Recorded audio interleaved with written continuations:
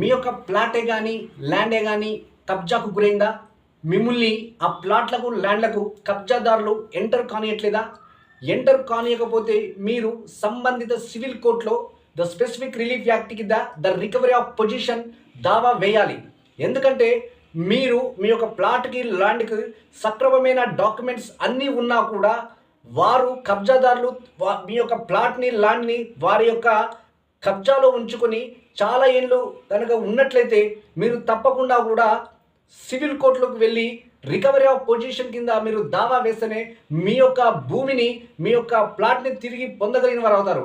ఎందుకంటే నేడు కబ్జాదారులు ఎక్కడ ఖాళీ ప్లేస్ అవపడితే అక్కడ వారు తిష్ట వేసి కూర్చుంటున్నారు, వారు ఆ కబ్జాలు చేస్తున్నారు. కాబట్టి మీరు రికవరీ ఆఫ్ పొజిషన్ సూట్ వేసి మీ యొక్క ప్లాట్ని ల్యాండ్ని తిరిగి పొందే ప్రయత్నం చేయండి. మీరు డాక్యుమెంట్స్తో పాటు మీరు స్వాధీనంలో కూడా మీ ప్లాట్